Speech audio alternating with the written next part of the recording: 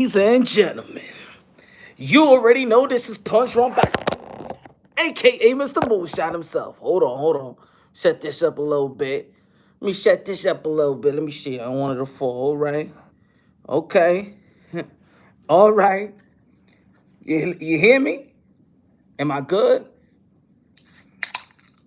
Am I good? Let me know if I'm good. Let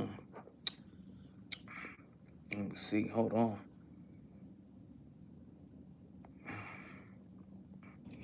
Let me see. What's good, Tycho TV? What's good, Uncle? What's good? I'm good. All right. All right. I never done it like this because I'm not even using StreamYards. This is my first time. This is the first time I'm actually doing it like that from the YouTube stuff. Smash the like button, ladies and gentlemen. Smash the like button. You already know Mr. Moonshine himself, a.k.a. El Adobo. El Sazón, el Borracho, el Pastor de Boxeo. What's good? What's good? What's good?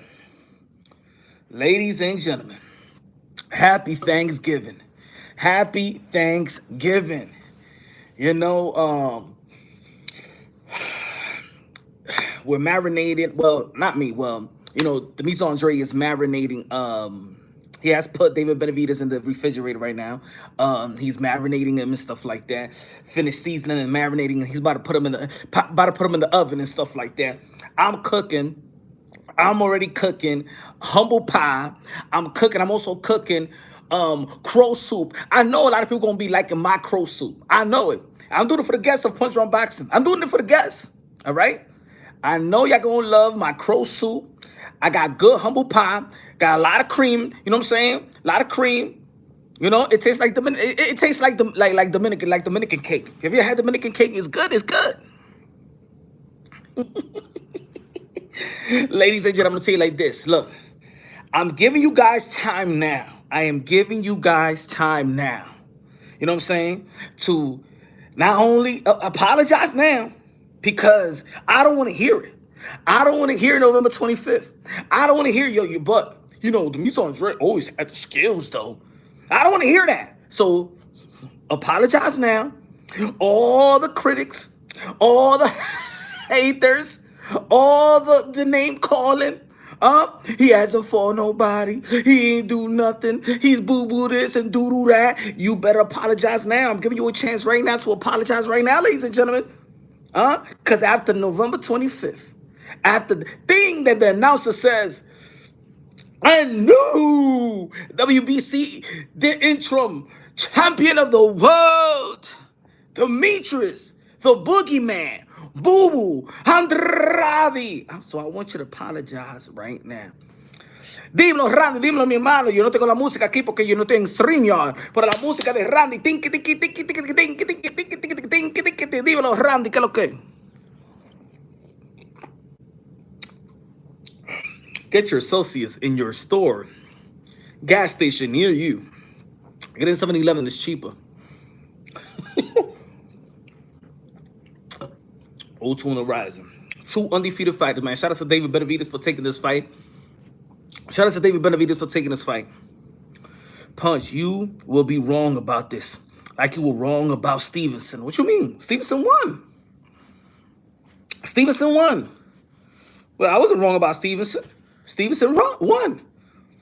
Jackie Hernandez, la reina de boxeo. Hope you enjoying your time in Vegas. Yes. Good looking now, Jackie, la reina de boxeo. What you doing? What you doing for Thanksgiving? What you cooking? Because Jackie, you know what I'm saying? The Demetrius Andrade has marinated. He has put David Benavidez in the refrigerator so it can marinate. He about to put it in the oven. He about to cook it and stuff like that. And I say, yo, boo boo, don't worry about it. I'm gonna get I got the dessert. So I'm baking a humble pie.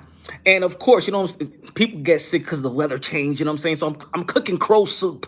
I'm cooking crow soup, you know what I'm saying? Just in case, because there's going to be a lot of sick people out there. Hey, yo, Jackie, there might be sick people out there, you know, after November 25th.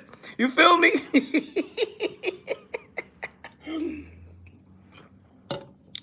Good looking out. God bless y'all, man. First and foremost, man, God bless y'all. Hope you and your family, everybody out there doing good. I know the kiddos is out of school right now. Charlo betting Jose Gomez. It's been a good it's been a good press conference with Jamal Charlo. I'm happy Jamal Charlo has come back. I'm glad Jamal Charlo has come back. To be honest, to give you like how they look in person, Jose Benavidez Jr. looked very, very small, man. In person, he looked very skinny. Of course, everybody trying to make weight, so everybody looking skinny. But I'm just saying, Jose Benavidez Jr. is too small for Jamal Charlo. Too small for Jamal Charlo. Too small for Jamal Charlo. I'll be surprised, and I know that he's been out the ring for what for 2 years and a half and stuff like that. Still has his strap, but I think if it goes past 7, I'll be surprised. If it goes past 7, I'll be surprised with Jose Benavidez.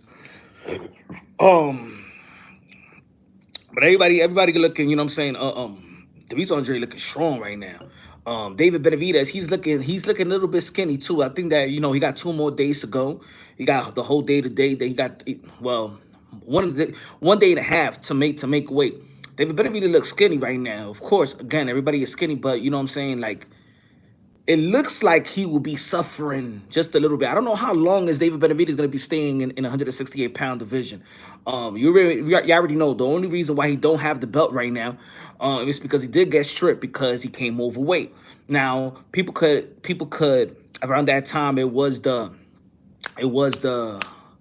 bubble, I believe so, and the pandemic. And a lot of fighters out there wasn't making the proper weight because it was closed. They didn't have the proper way to train.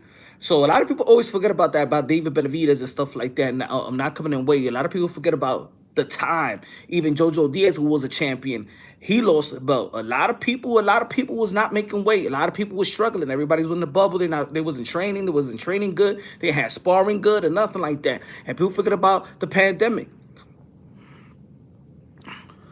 Kevin Effect in the building. Kevin Effect, one of the members of Ponte Tronque Boxeo for 12 months a year. Mr. Moonshine himself. Salute to all you do, brother. Thanks for the hard work you put in. Looking forward to Saturday.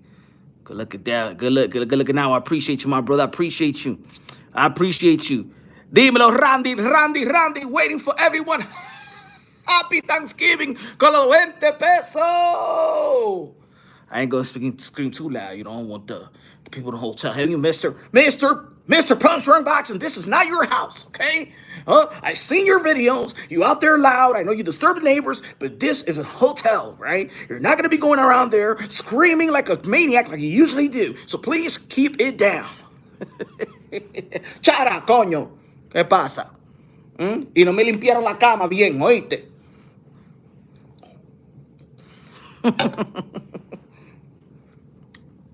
Good looking out, Randy. I don't think I can put it on the screen. I'm sorry for I can't put this. I'm not on StreamYard right now, so I can't put that on the screen. I believe I can't put that on the screen right now on display. Yeah, you know what it is, because is it good? I want to know if it's good, because it's the first time. It's the first time I'm doing a live straight from the YouTube. Because I know if I would have gone StreamYard, like the StreamYard kills the phone, it kills everything, and then it'll buff, it'll do something. Let me know if it's good. Gracias de lo mío, gracias. Rider of the Storm. Happy Thanksgiving, brother. Happy Thanksgiving for you and yours. Everybody, happy Thanksgiving for you and yours, man. The kiddos, I hope everybody's eating well, enjoying their family and stuff like that. People probably still watching the football game and things of that nature and stuff, but I feel like this is the opportunity. I could go live and stuff like that. I could go I could go again probably later on, but I think right now is a good time because, of course, it's still early. It's still early, especially on the Pacific time. I know in the East Coast, it's 5:25 and stuff like that. So people already enjoying their family, enjoying their meal, cooking their meal. But you know how the Latinos do. Latinos, we celebrate Thanksgiving probably 9 o'clock, 8 o'clock and stuff like that. But I hope everybody's doing well, seeing families get together. And for the people out there, man, don't wait till holidays for you to spend time with your family and stuff like that. You know, you don't got to see your auntie and your cousins 2 times a year. You feel me? And your nephews and stuff like that. Um, so that's the good thing about that's the good thing about shit. Yo, Tycho TV say, yo, Punch, I already ate 3 times. Hey, yo, I went to an Indian buffet. I haven't had Indian food in probably 15 years. Man, I forgot how good Indian food is. I had Indian food. A lot of spicy, a lot of spice. You know what I'm saying? But spicy enough so you can enjoy your meal. You know what I'm saying? Now, the Korean spice, that's a whole different type of spice. You know, I like spice. I like spicy food, but not to the point where I can't enjoy the food. Like I can't eat like with jalapenos and I'm tearing and stuff like that. And then, butter chicken is dope. What I had like three different type of little chicken and sauce and shit. You at Delono, Delano. Nah. Our Indian or Indian? No, Indian. I was hitting Indian for my friend. They said, come over here. You're not spending time with your family, my friend. You are not spending time with your family. So come to the restaurant. We're going to give you a plate with the jasmine rice, with a little rice, with the different chicken, with the different vegetables, with the different...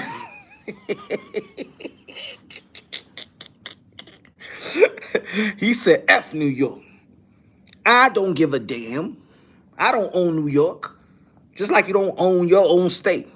Why only the black and Latinos always represent? I don't see no white people saying, you know what? I am from, word up. I am from Willicoochee, Georgia. We try to say like, yeah, we know like we own New York or like you own Cali. Yeah, I'm from Cali. Yeah, I'm from Texas. Yeah, motherfucker. Not even the people that own Texas want to claim that ish. Why only poor people claim a city and a neighborhood? You don't own shit in that neighborhood. You don't see the Orthodox Jews coming around like Williamsburg. Damn it, we're from Williamsburg. Brooklyn, what up?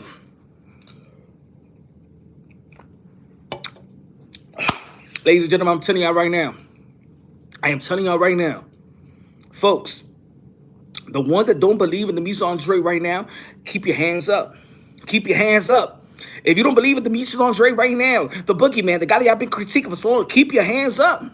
I'm just giving you an opportunity right now to apologize right now. Don't wait till after the November 25th so you could just jump on a bandwagon. I know this community very, very well.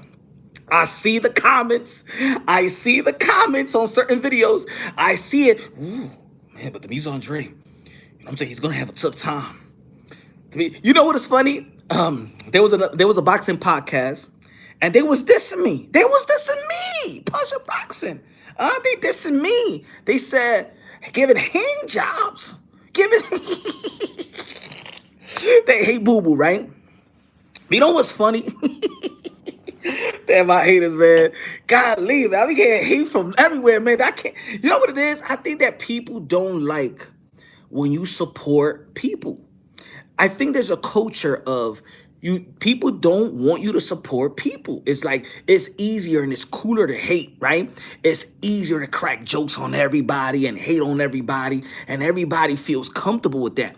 But it feels like a lot of people don't support or don't like people that support other people. Like, they hate means you're great, Punch. Don't do it on the yeah. I know. But I just we need to talk about this because this is our culture. You feel me? Why can't people just allow themselves to see other people support others?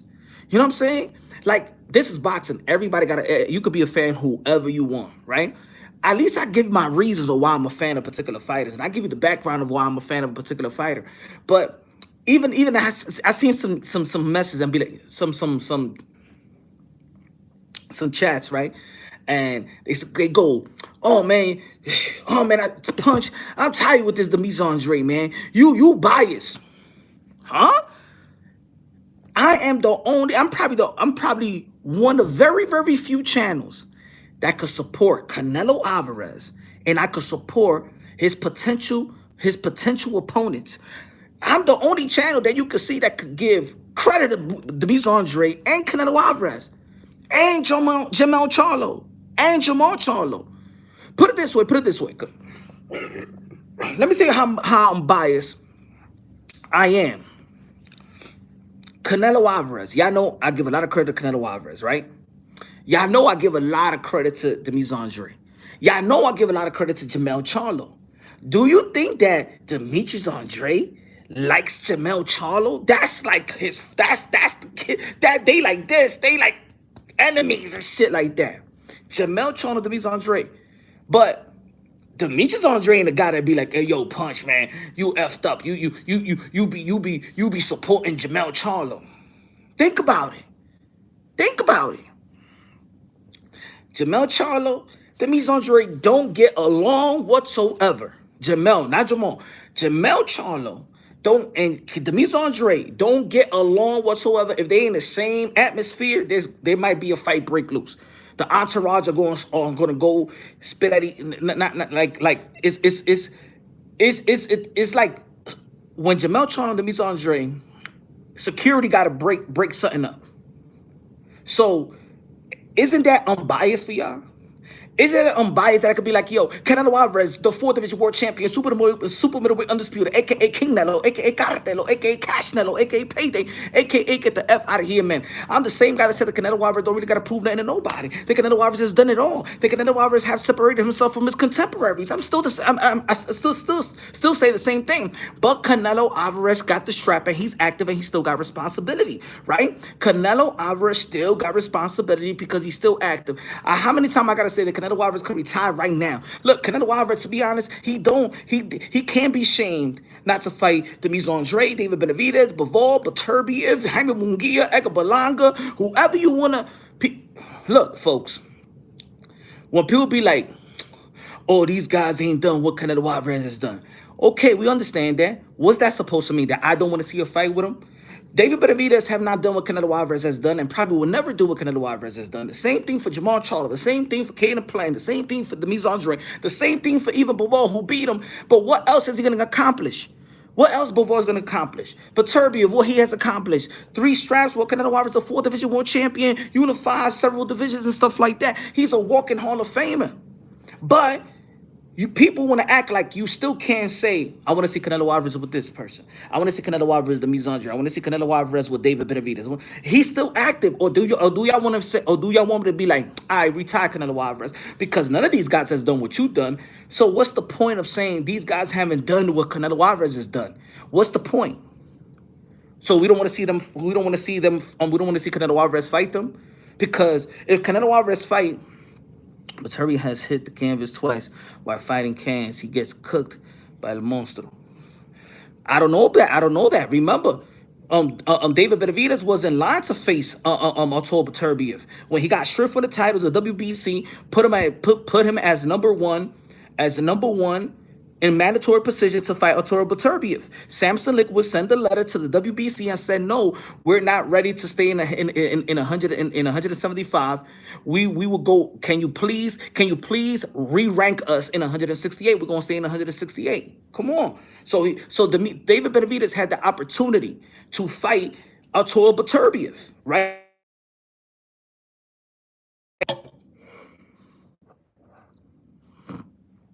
Lady, y'all still can hear me? Damn, I had a call coming in. Y'all still can hear me? Tell me yes or no.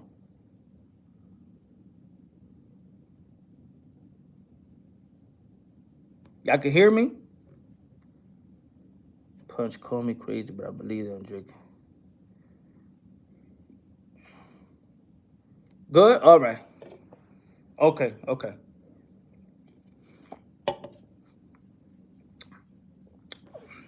Thank you. My fault, man. That's what I was. The thing is, everybody calling for to say Happy Thanksgiving. But anyway, okay, so isn't that unbiased? Isn't that what you want from a boxing content creator? Like, yo, for the people that don't know, Punch Drunk Boxing, I could have jokes on for certain things in boxing. I could have jokes on fighters and things of that nature. Yes, this is a channel. We're gonna entertain. We're gonna uplift the sport of boxing. I'll keep on saying preserve the sport of boxing. Yes, we're gonna hold fighters accountable. Yes, we're gonna respect fighters. Yes, we're gonna hold them accountable, respect fighters, critique fighters, praise fighters. You know what I'm saying? I'd rather hype a fighter up than be the one that be like, I don't know, he haven't done shit. He haven't done this. I don't give a damn. I gotta wait and see. Like, nah. You know what I'm saying? I'd rather hype. I'd rather hype. Remember, this is a dying sport, bro. Remember, this is a dying sport. It's gonna become a time where, yo, we can't afford collectively, boxing content creators, independent media, it's gonna become a time where we can't afford to be dragging boxing down in the mud, down through the mud. I am telling you, like I told y'all before, PBC has not locked in a deal. There's a lot of fighters right now that don't know what they're going to do. There's a lot of managers right now that don't know what to do. As a matter of fact, there's managers right now that probably just gonna have to let go of these fighters, drop fighters or whatever. You know what I'm saying? Top Rank, and I said this a lot of times. Top Rank only got two more years in the deal with ESPN. Golden Boy Promotions. Y'all already know. Y'all seen the interview with Oscar De La Hoya. Shout out to Oscar De La Hoya. When I asked him about the contract, because I thought that they was trying to get a deal with Triller, right? And then I heard that they signed a 5-year deal with the Zone.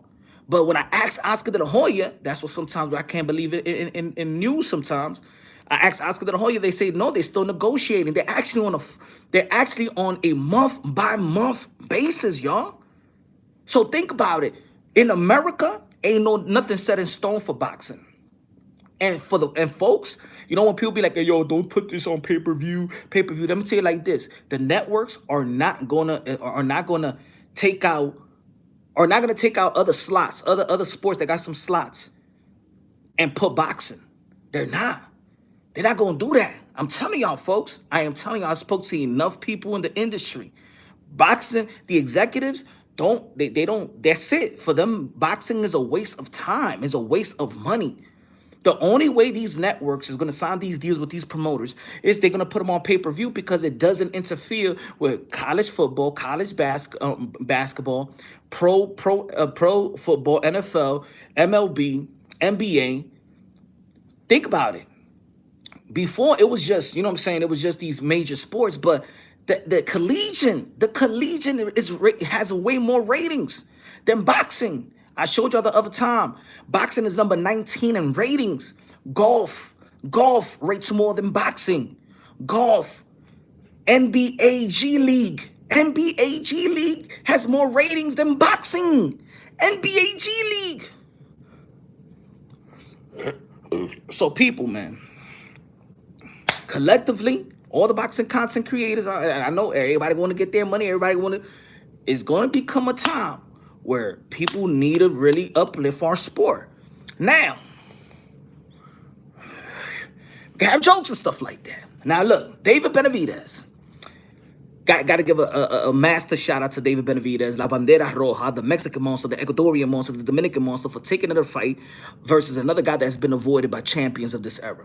Demetrius Andrade has been the most avoided fighter by champions of this era. I ain't never seen nothing like this in the history of the sport of boxing. Matter of fact, I'm going to say it like this. Demetrius Andrade is the most avoided fighter by champions. Right? I don't want to hear no damn mandatories and stuff like that by champions. I don't want to hear no the damn Janabek. I haven't heard his name. I haven't heard his name for quite some time. I'm wondering why nobody's talking about Janabek no more. I'm wondering why nobody's talking about Zach Parker. No, why you not talking about Zach Parker? Why nobody's bringing up Zach Parker? Huh, bruv? Oh, because Demetrius Andrade is facing David Benavidez, right? So y'all be like, hey, yo, Demetrius Andrade don't want to fight Janabek. Demetrius Andrade don't want to fight Zach Parker. Oh, but he's fighting David Benavidez, right? El Mexican Monster. El Monster, ¿verdad? Todavía no le dan respeto. But I see the comments.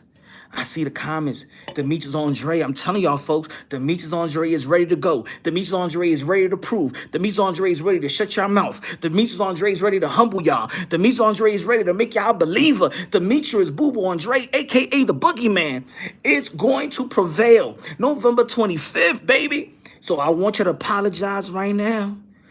If y'all don't believe, apologize. If you've been the one that been hating on Boo Boo, I better apologize. I'm giving y'all today. Apologize right now. Because I don't want to hear November 25th. I don't want to hear it. But you know, Punch, you know, I always respected Boo Boo, but you know what I'm saying? It's just that he just didn't have to fight, you know what I'm saying? I don't want to hear none of that. I don't want to hear none of that. And I don't want you to run from Punch Run Boxing and adoro esa song el borracho lo pasó de voceo. I don't want you to run from me, okay?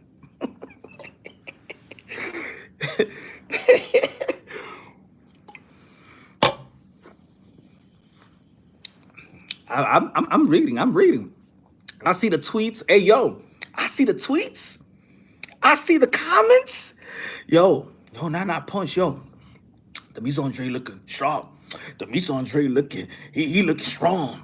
Yo, but Demetrius Andrade, he got some good fast hands. Oh, Demetrius Andrade is this, Demetrius Andrade. Oh, y'all been doing your little study, huh? Y'all been studying. I see. Y'all been studying Demetrius Andrade. Ryder Store said, I'm picking Boo Boo, but that don't mean he skipped out on other fights. I'm talking about champions. Yeah, he skipped out on Chianabek. Yeah, he skipped on Paka. Yeah, he skipped on Jamel. But around that time, Jamel was not a champion. Chianabek was not a champion. And Zach Paka was not a champion. And to be honest, them fights, maybe the Jamel Charlo, if he would have beat him, would have aged well, right? But these other ones, that was 10 years ago, guys. 10 years ago. So you telling me because he didn't fight Jamel Charlo, he wasn't a champion at 154 to fight Canelo Alvarez? As a matter of fact, people talk about the Jamel Charlo, but let's not forget that Canelo Alvarez was #1 in the WBO, and Jamel Charlo was behind Canelo Alvarez. Pause. So why people wasn't saying, yo, why Canelo Alvarez don't want to fight him and become a world champion at 154 again? What about 160? Come on, y'all. Come on, y'all. He's been avoided by champions.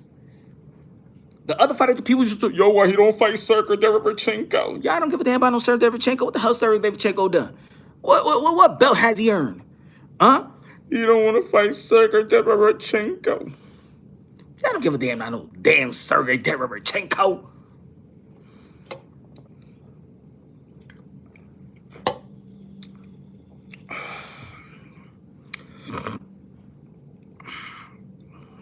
Oh, and also this.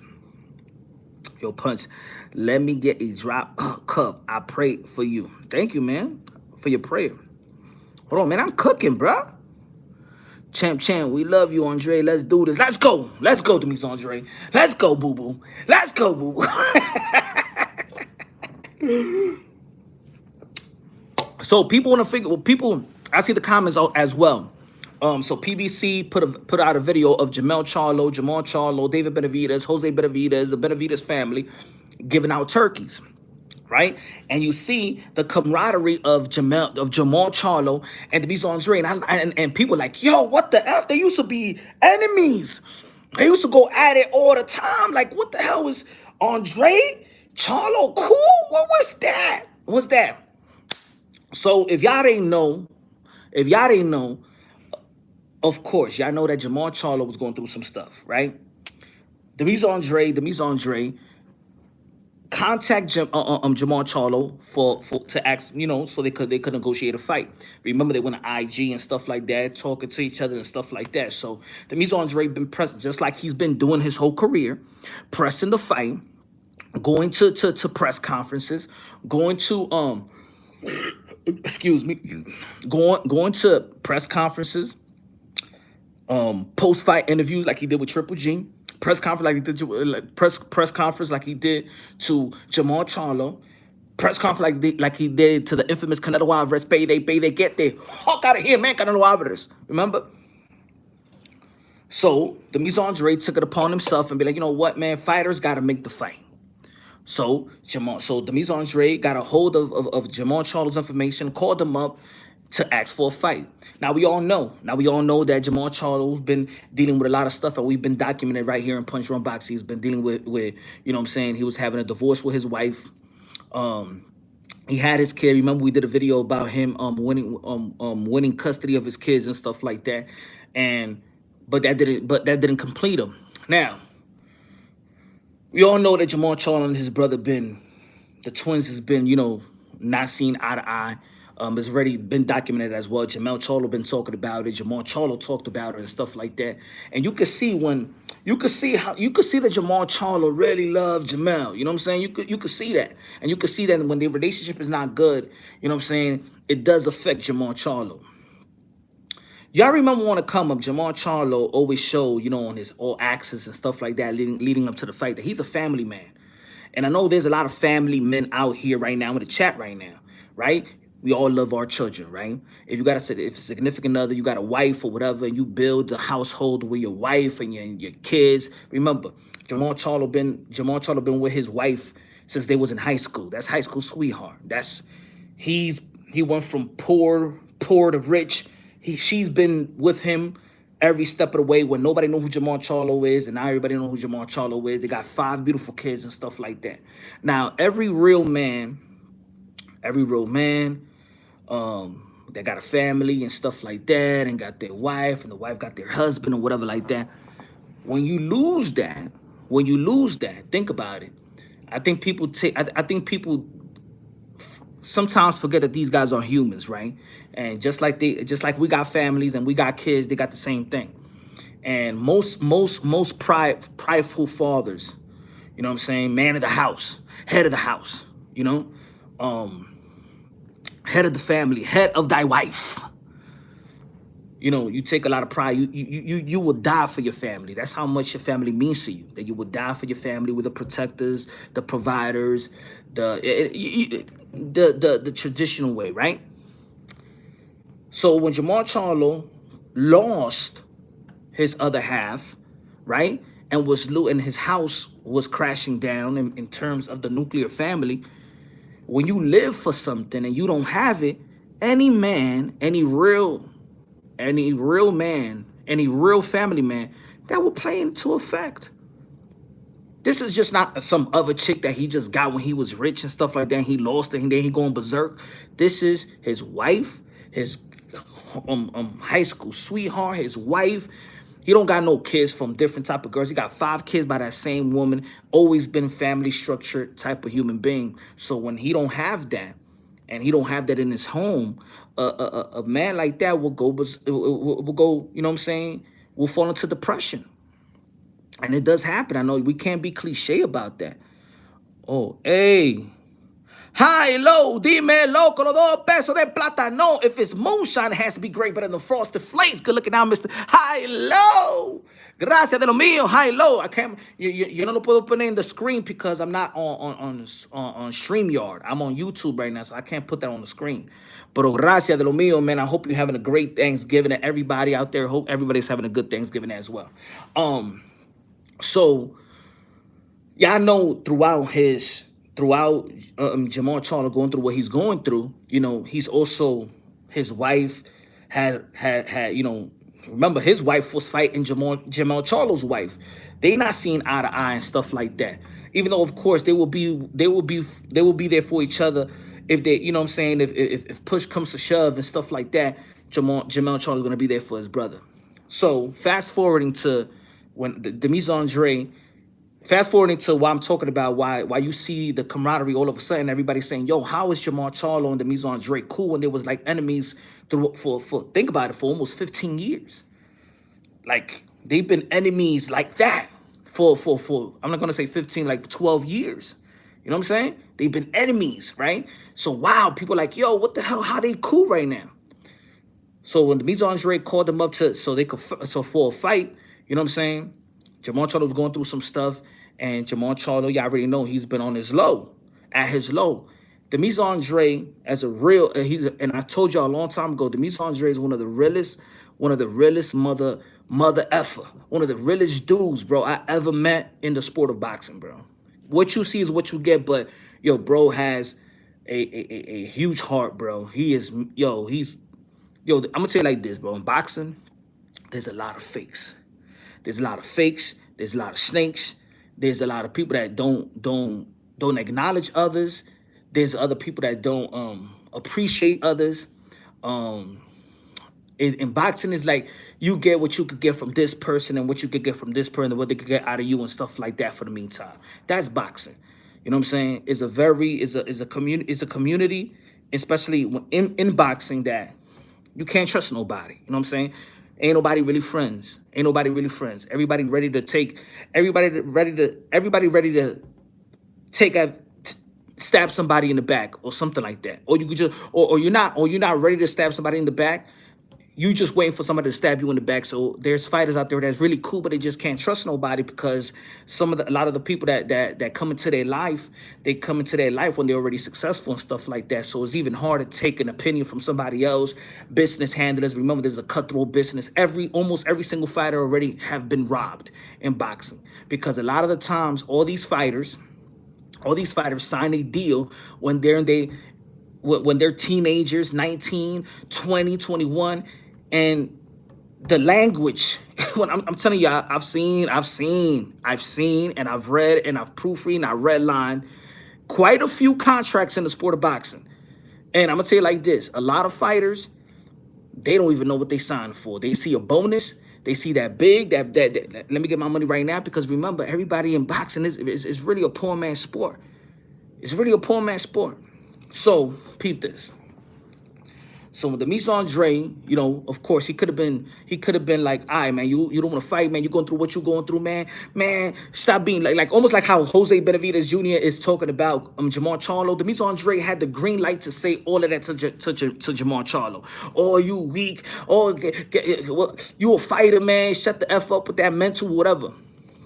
When Jamar Charlo was at his low, instead of Demetrius Andrade being still, you know what I'm saying, them at odds or be this, what from the outside looking in, they're enemies. Demetrius Andrade so real that Demetrius Andrade became a support system for Jamar Charlo. Been there for him, even if they got if Jamar Charlo needs an ear or a voice or whatever, Demetrius Andrade on his low was right there for Jamar Charlo, and that's why today you see how Jamar Charlo respects Demetrius Andrade. They respect each other because Demetrius Andrade has been there for Jamar Charlo throughout this period of him getting back to what he needs to be and stuff like that. So that's why that's why I'm like, yo. And to be honest, Demetrius Andrade could have been smoking Jamar Charlo. He could have been embarrassing Jamar Charlo and stuff like that. And instead of him doing that, he's a grown man as well that got a family, 4 beautiful kids and stuff like that. Shout out to Mrs. Andre. So he acknowledged that everything is not about boxing. That still Jamar Charlo was a human and stuff. We're just fighters. I just want to fight you so we could get a great fight, feed our families and stuff like that. But I think it speaks a lot of volume of Demetrius Andrade that he's willing to be there for a guy that, yo, I'm telling you, the Charlos and Andrade is like, the entourage can't be around each other. That's what it was. Like there has to be security around these guys if they're in the same arena, the same thing. So gotta give it credit to that's why you see the camaraderie of Jamar Charlo and Demetrius Andrade and stuff like that. It's cool to see two grown men, another dude that's right there for another brother, just to be a support system. I wish that people knew Demetrius Andrade even more. And of course, if you don't have those type of big fights, they can't have all these like all axes and stuff like that. So I think this is the first time that people really dialed into Demetrius Andrade or his story or how he really started. Or it's the first all axis of Demetrius Andrade if you really think about it. I wish it would have happened early in his career so people could understand his upbringing. I'm gonna tell you like this, man. There's still a lot to learn from him, and hopefully, you know what I'm saying, November 25th, he puts up a great performance. Of course, I'm rooting for Demetrius Andrade. Hope he wins, but I hope that he puts up a great performance that's going to respect, that he's gonna get the respect that I feel like he deserves. Teapot in the building. What's good, man? Happy Thanksgiving to you, my brother. Teapot in the building. What's good, bruv?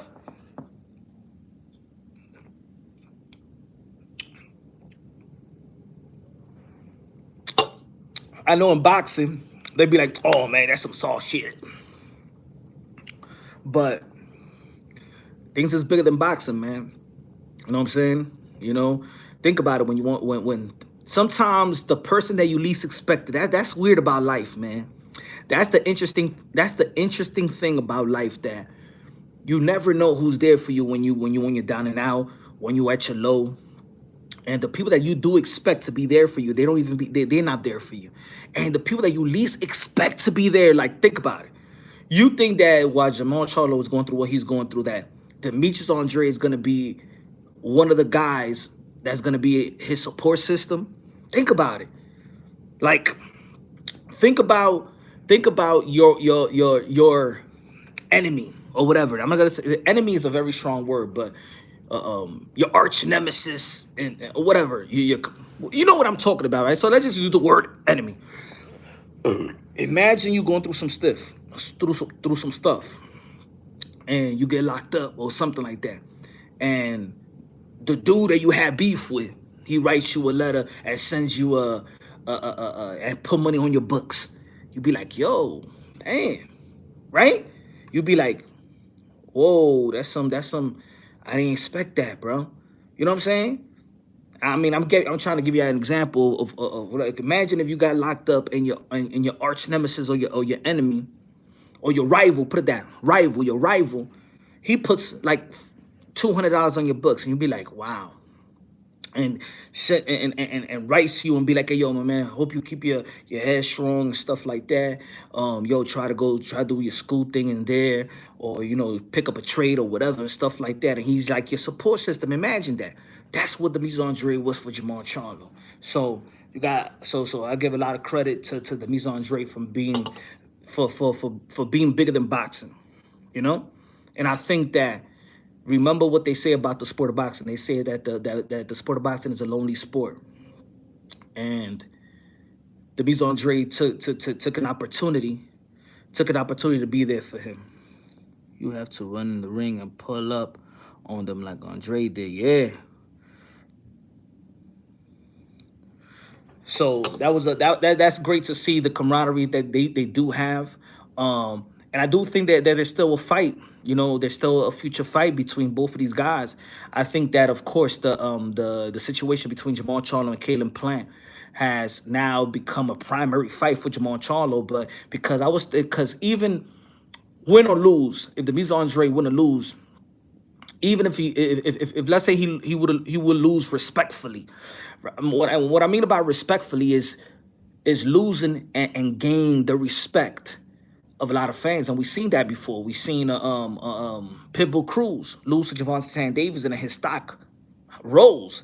Deontay Wilder, when he lost to Tyson Fury in the trilogy, I think that Deontay Wilder received more respect from the trilogy than any other time in his career.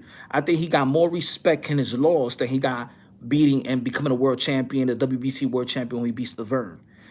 Because at the end of the day, I think a lot of people identify the effort, the fighting spirit of Deontay Wilder, and everybody knew that, of course, the favorite was Tyson Fury. The guy with the most skills was Tyson Fury, but the way that he put up a fight, wanted to go out on his shield, and the way he went out, I think gained a lot of respect.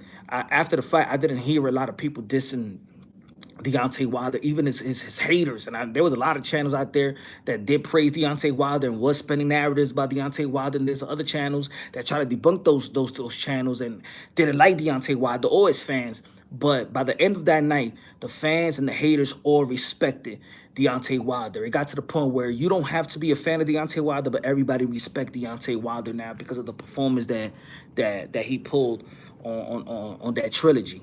So in boxing, is like I said, look at Shakur Stevenson this past Thursday. He became a 3-division world champion. That's the last thing that everybody's talking about right now. So fighters also got to understand, man, this is entertaining. Fans pay. You You know what I'm saying? They pay the stream. It might not be pay-per-view, but they're paying the stream service. Hey, I'm gonna tell you like this. I only got ESPN Plus. Look, with all the sports that they show on ESPN Plus, I'm only paying for ESPN Plus because of boxing. You know what I'm saying? So fighters gotta have to identify, even though they always want to shit on the fans and ish on the media, independent media, like Shakur Stevenson did, and that's why I think that he's getting a lot of heat from people, because leading up to the fight, the day before the fight, he was just trying to ish on the media and the people that cover the sport, just like Dana White did a couple of days ago and stuff like that. I don't understand what's this thing. I understand that there's a lot of people in the media that don't do their job and disrespect others, and you know, I think people do go overboard. You feel me? People do go overboard. You know. Sometimes it do sound like a smear campaign instead of covering the sport. You know, more reporting, less opinion. But I think the boxing content creators, I think because it's a content creator and the way that it's formed, and our opinion is really all we got, and our knowledge of the game. But there's gonna be a good fight. It's gonna be a good fight. Stylistically, it's gonna be a good fight. I think a lot of people got the misconception. What's the and I said this the other day. What's the misconception about David Benavidez, and what's the misconception about Demetrius Andrade? Let's talk about that real quick. What is the misconception about David Benavidez? Something that he has that a lot of people don't even talk about it. I'm gonna give you an example about what's the misconception. I'm gonna give you an example of Mike Tyson. I gave this example the other day. Mike Tyson, freakish, the most electrifying fighter ever in the sport of boxing, right? But the misconception about Mike Tyson, or that people that really never give him credit, is that Mike Tyson had a high IQ. Mike Tyson had a high IQ, and also Mike Tyson was a very defensive fighter. Very reacted. His reaction is very good. He know how to slip punches, duck punches. His defense was very good. And I think a lot of people really never talked about that because he was so explosive that overshadowed everything else that he did great. Everything else that he did great. Mike Tyson, think about it. Mike Tyson really didn't get too. Mike Tyson still could talk good, and he had 50 plus fights. Yeah, he was knocking a lot of people out, but the thing is, Mike Tyson really didn't get hit a lot in the head, you know, in his career. You know what I'm saying? Because he did a great job in fighting his height. And what I mean about fighting his height is almost like when we tell tall fighters, you know, like Sebastian Fundora, like Brandon Figueroa, that I feel like they got the height and they don't even use their height to their advantage.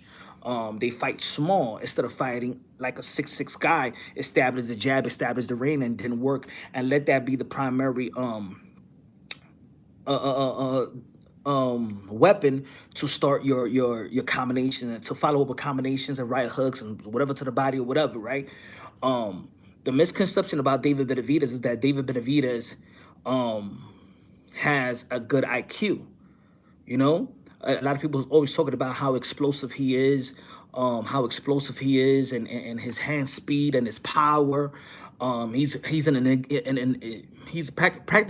practically an enigma when it comes to his punching output, and how fast he throws those punches for his height and his weight. You feel me? The bigger you get, the less you throw punches. The bigger you are, the more, you know. If you're not a freak of nature like Roy Jones Jr., the speed is not like the little guys, right? So, David Benavidez, the misconception, he's got an IQ, got a good IQ. You know what I'm saying? He got a great effective aggression, which is different from what we saw from Edo de los Santos, that people be like, yo, but Punch, he was the aggressor versus Shakur Stevenson, but he didn't do nothing, though. Aggressive, but what did he do?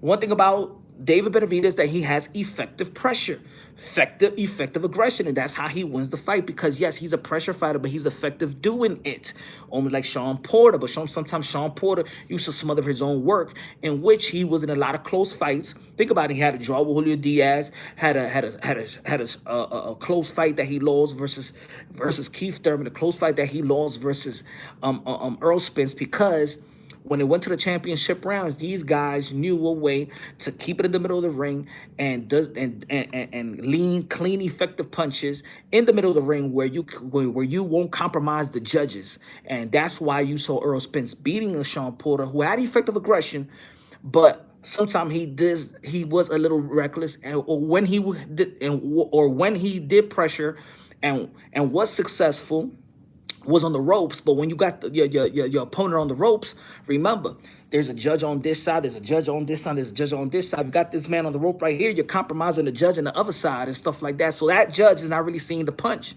That's why you see in the scorecards, you see it sometimes so different. You be like, how is this judge having this, but this judge having this? Because that's why coaches always tell you, keep the fight in the middle of the ring so you won't compromise the judge. So when you land some clean shots, every judge see it and the judge ain't compromised. Another thing, let's say, remember Jermell Charlo versus Brian Castano. And people were like, yo, but yeah, you at home see every angle, but that doesn't mean that judge from the other side, that when Brian Castano had Jermell Charlo on the ropes and probably connected on a punch, and I gave that example around that time, I was sitting right here. And when Brian Castano hurt Jermell Charlo, I can't see when he actually connecting shots because he's right. He got. I'm sitting in I'm sitting in an angle where he got hurt. I couldn't see the shot. So think about a judge now. You feel me? So that's why you want to keep the fight in the middle of the ring. David Benavidez has an IQ, and I feel like he doesn't get the respect for his IQ. What's the misconception about Demetrius Boo Andrade? The misconception about Demetrius Andrade, he don't got power. Demetrius Andrade got power. All right? Is the reason why he knocks almost all his opponents down. You feel me? He has power. You know what I'm saying? Now, is he Mike Tyson? Because sometimes when people say power, people thinking about Mike Tyson. They're thinking about, knockout artist, Joe Frazier and stuff like that. No, but he got power, though. He got power that he gets the respect of his opponents. Now, of course, people don't respect his opponents, so then it's like, yeah, but look who he's knocking down. Look who's he knocking down and stuff like that. Who the hell is he beating? So with that attitude, assessing a fight, you're really not gonna give the respect that Demetrius Andrade. You're not gonna respect his power. You're not gonna respect his skills, because then you're like, when you're trying to analyze his skills, you're like, but who is he fighting? But now, when he's in a big fight, and you understand, you know who David Benavidez is, you knew who Demetrius Andrade is, but you never gave him the benefit of the doubt because you felt like his competition was not up to par. So you never gave him that he's very, very skillful. You never gave him the just due of him having power. You feel me? What am I hearing a lot from from a lot of people? Well, Demetrius Andrade slows down. No, he don't slow down. What do you mean he slows down? The thing is, he starts off real fast in brawling. So when he adjusts to boxing, you're like, he slows down. No, he don't slow down. There is not a fight that you could. It's not a lot of fights that you could tell me, yo, he slowed down. Slow down in what? In movement? He didn't slow down in movement. What happened? He just stands still. Did his output? Did he knock down? A lot of people want to critique Jamal Nicholson. Did he knock down Jamal Nicholson in the 10th round? Does he got punch resistance? So it's so no, Demetrius Andrade, matter of fact, becomes smarter. He becomes smarter. Look if you study Demetrius Andrade, look at his fights. Look how he starts.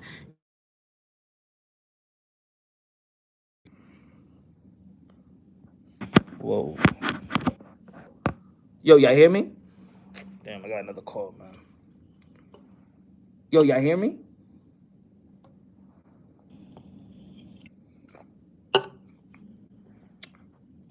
Hold on. Okay.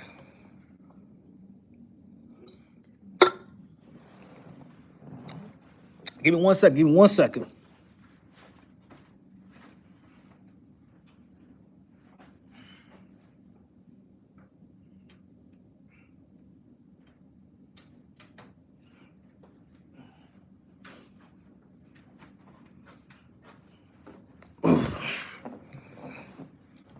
Star Boxing Knowledge, the voice of the UK, London, bro. What's good, Rap Star? Rap Star Boxing Knowledge, the voice of the UK, London. He said, man, so many people say Boo Boo is overrated and not so good. Where are all those haters now? I don't know where the haters, man. Rap Star, where the haters?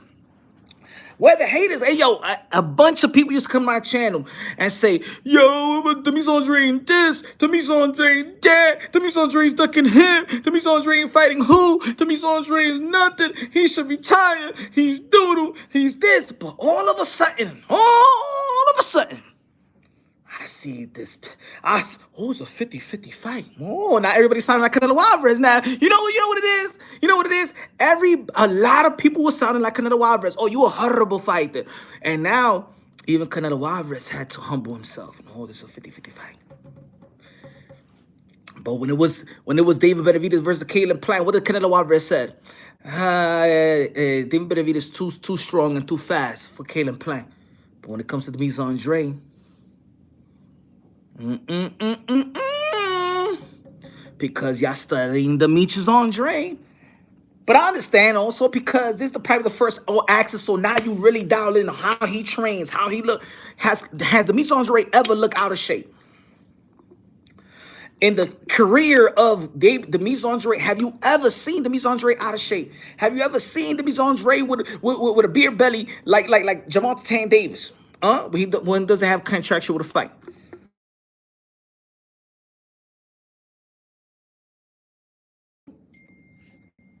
Give me 1 second. Give me 1 second. 1 second.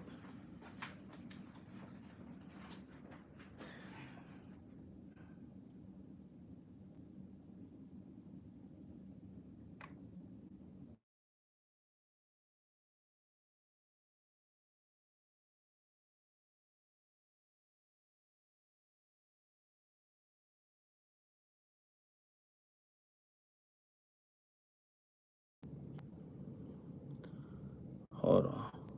Shit.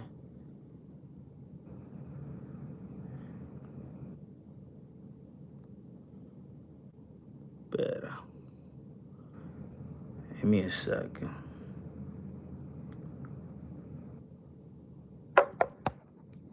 Yo, y'all hear me? Demetrius is like the drunken master of you. Shit. I got a cold. Y'all hear me?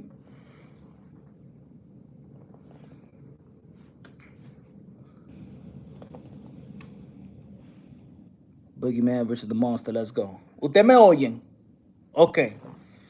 I'm sorry, folks. I got a call. That's what it is. Punch, what you think of the Garcia versus Roach? Hey, yo, I'm gonna tell you like this. This card is incredible. Can you, hey, yo, folks, do you know that Sergey Lipinyan is gonna be fighting Michel Rivera, and that's not even gonna be in the pay-per-view event. That's gonna be in the prelims. Damn, yo. Yo, this card is lit. Sergey Lipinyan and Michel Rivera is going to be in the prelims. That's how. I don't know if the Garcia and Roach, which I rather see Lamont Roach versus the Garcia in the pay-per-view event, or y'all rather see the Sergey Lipinyan versus Michel Rivera. Damn, yo. But the Hector Luis Garcia is a championship fight. That's who I believe. You know, but that's gonna be a good fight. That's gonna be. Yo, to be honest, man, look, I gotta be honest with y'all, man. I gotta be perfectly honest. I love my Dominican fighters. I feel like Dominican boxing has really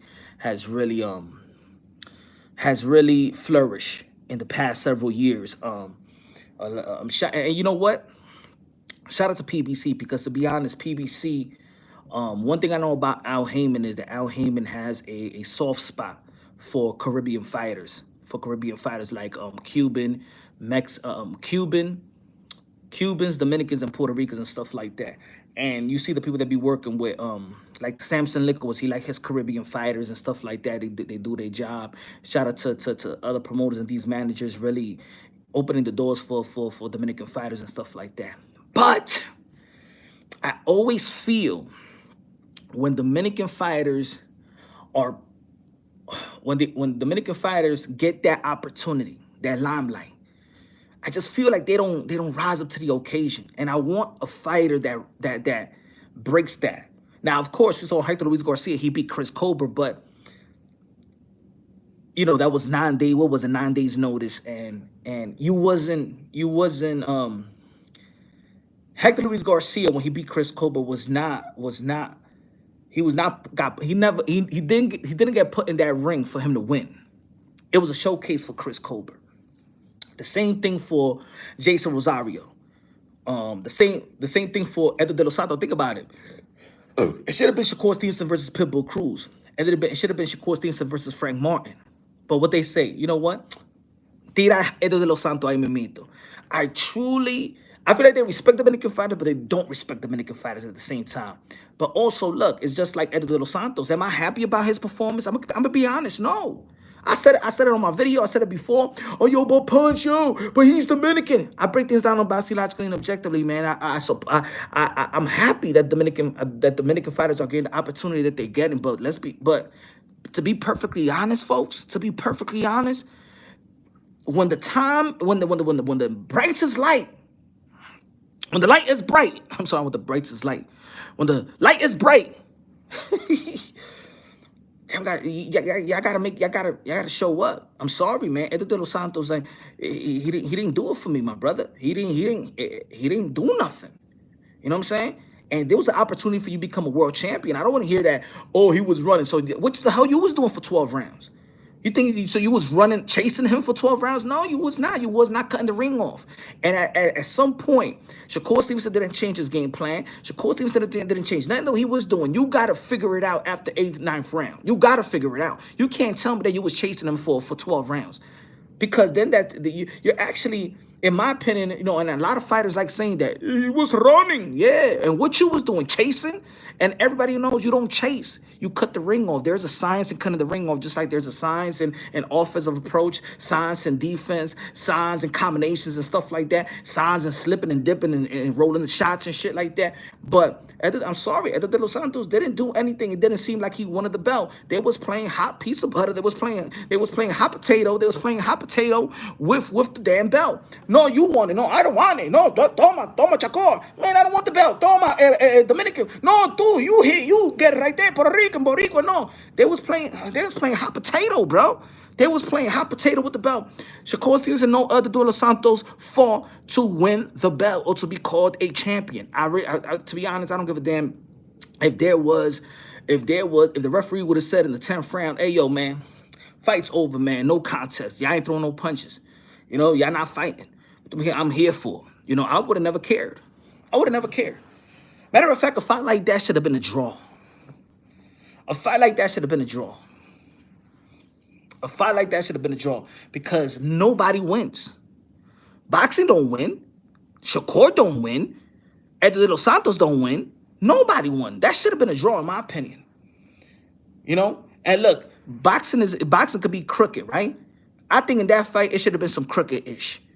That should have been some crooked. I would have supported the crookedness of just putting that fight as a draw. Draw, no contest. One of them, pick them.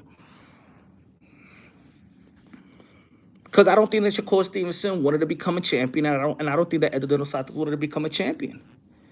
You know, when things like that messes up the integrity of the nature of the sport, and no, that's not sweet signs. That's not sweet signs. Shakur Stevenson and Edgar De Los Santos, they ain't put a display of sweet signs. That's not sweet signs. If that is sweet signs, if that's boxing, the sweet signs, yeah, that's why boxing was never going to be what boxing was. Can you imagine if boxing would have started out like that? We have a new sport, and it's the sweet signs, and it looks like this. Please, man. Boxing would have never got to where it got if that was the sweet signs. That's not the sweet signs. Don't let nobody tell you. I don't give a damn. I don't give a damn. There's a coach right now that tells me, you know, Punch, well, you got to understand that sweet signs. You've never been in the ring. F you. That's not the sweet signs. F you, and that's not the sweet signs. I don't want to hear nobody. I don't give a damn how many years you train. I don't care if Customato and Customato Emmanuel Store wakes up from the grave and tells Punch Drunk, you don't know boxing. You never step inside a ring. That's the sweet signs. Toma ahí, coño. They get sweet signs. Sweet signs my ass. That's not sweet signs. That's not boxing. This is the only time you're going to use Wait, bully. If that's Sweet Signs, you could take it back. If that was Sweet Signs, if that was Sweet Signs, this would never be my favorite sport.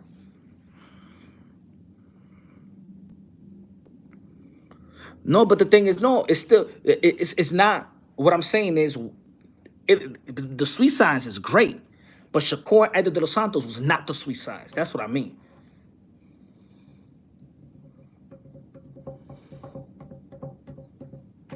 Nah, I'm doing my own thing, bro. I don't know. I don't know. Give me 1 second. Let me see. Hold on. Give me 1 second.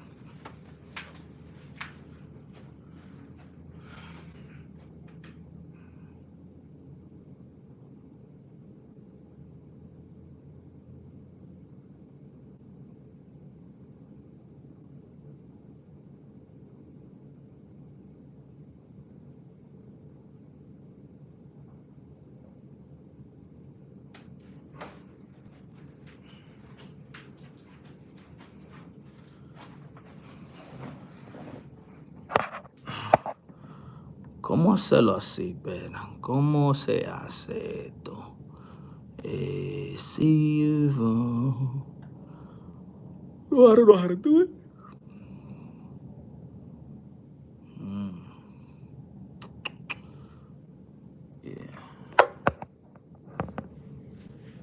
Um, Smash the like button, ladies and gentlemen. Smash the like button again. Happy Thanksgiving. Smash the like button. Demetrius was putting hands on Shishkin this training camp. He going either. I'm gonna tell you like this, man. Demetrius Andrade doing his thing, man. Demetrius Andrade and David Benavidez, man.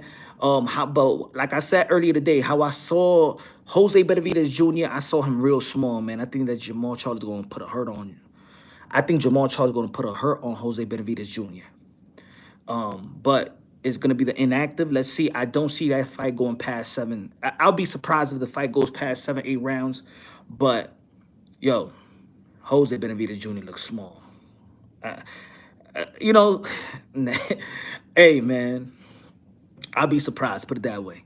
Jose Benavidez. David Benavidez. Now David Benavidez, he look kind of like he's gonna be struggling today and tomorrow. I think so in terms of making weight. When you can see David Benavidez in person, you'll be like, you know what? You can't be at 168. You know what I'm saying? I know that David Benavidez is staying at 168 because of the potential Canelo Alvarez fight. But let me tell you like this: David Benavidez, if he wants the Canelo Alvarez fight at 168, I still got Canelo Alvarez beating David Benavidez because, to be honest, after this training camp, I got to be honest, I don't see how this guy still makes, and I'm going to stay unbiased. I'm going to stay unbiased with it. I don't see him continuing making 168. If you see David Benavidez in person, you'd be like, and of course, somebody's going to be like, but punch you, but he's still making the weight. Well, let's not forget he missed the weight. That's why he's not a champion. That's why he didn't get the Canelo Alvarez early in his career, because he missed weight. And even they know, even the WBC knows, David Benavidez is rehydrating probably about 20 pounds. They know this man is heavy. That's why they when they stripped him, they still put him on as the #1 contender for Artur Beterbiev. If he fights Canelo Alvarez is going to beat him. Canelo Alvarez is going to beat David Benavidez like this. I know that's not the fight, of course. He need to get through the Demetrius Andrade, which I think Demetrius Andrade is going to win. You know what I'm saying? But let's go with the if. If he doesn't have a great performance, even in a victory, let's even talk about, let's say if he wins. But I think it's how he's going to win. It's going to be very important. Just like how we saw Shakur Stevenson, that we didn't care about that he won and become a 3-division world champion. We wanted to see how he's going to win because the momentum of a potential fight with him and Gervonta Tank Davis, him and Devin the Dream Haney and stuff, him and Pitbull Cruz, him and Lomachenko, we wanted to see how he's going to win. With the David Benavidez performance going to be how he's going to win. I don't think that Demetrius Andrade got that pressure. I don't think a lot of people was expecting Demetrius Andrade to knock out David Benavidez. They're not expecting that. So if Demetrius Andrade outboxes David, if Demetrius Andrade outboxes David Benavidez, he's just doing what he's expected to do if he beats David Benavidez. But David Benavidez go a whole 12 rounds and is a difficult fight. And let's say he beats Demetrius Andrade on a very close fight or even a controversial fight. Look, first and foremost, that aura of David Benavidez being the monsters is right now in this current state. He's not the monster like that because, again, with fighters, when you gauge fighters, of course, when we watching David Benavidez versus Caleb Plant and we see the outcome of that fight, we're thinking about what Canelo Alvarez did to Caleb Plant. And if we ain't even calling Canelo Alvarez a monster, we calling this guy a monster. What he do to the Caleb Plant? Did he stop him? Was he a monster? No, now you got to change the narrative. Well, you know what I'm saying? I just wanted to show the people that I know how to box for 12 rounds. And I could keep my stamina up. Now, one thing about David Benavidez, his stamina is up. His stamina is up. And it's funny because we only seen him do it like a couple times. He only went a whole to distance. It was only 3 fights he didn't go to distance. So what's this? It's funny they hit the narrative. Yo, but David Benavidez got great stamina in the end of the fight. But Demetrius Andrade don't got great stamina in the end of the fight. How is that? I don't get it. Where's that narrative come from? David Benavidez go a whole 12 with Caleb Plant. David Benavidez got stamina. Demetrius Andrade go a whole 12 rounds. 10 rounds, 12 rounds. Demetrius Andrade stamina. He don't got stamina past the 7th round. What is that? Like that's what I mean about, like, we got to get back to breaking down boxing. If you ain't do your study, then don't break down. Don't make an assessment about a fight or a fighter if you really not doing your studies. Let's be real. Let's be honest. Most of the people that be on the YTBC and people's channel being people's chat. Let's be honest. Y'all not looking at all the fights. Y'all not looking at each round. Some of the people that when they assess the fight, of course, they looking at highlights. They looking at the highlight. They going to see, damn, this guy could knock him out. That's when you hear so many people be like, nah, he going to stop him. He going to knock him out.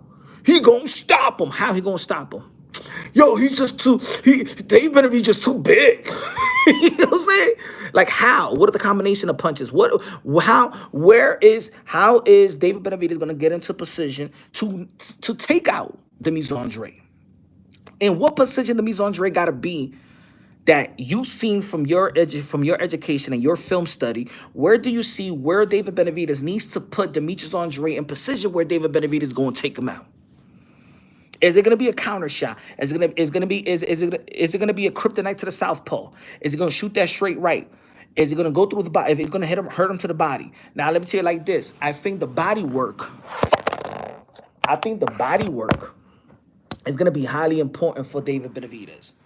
It's gonna be highly important for both fighters. Why? Because if David Benavidez is cutting weight, and let's say that David Benavidez is cutting a lot of weight. Now you want to go to the body and stuff like that. In the 7th round, 8th round, that's when the body's gonna get weaker. And that if I was Demetrius Andrade, I start working from the bottom and work my way up top. I think that he got a big target.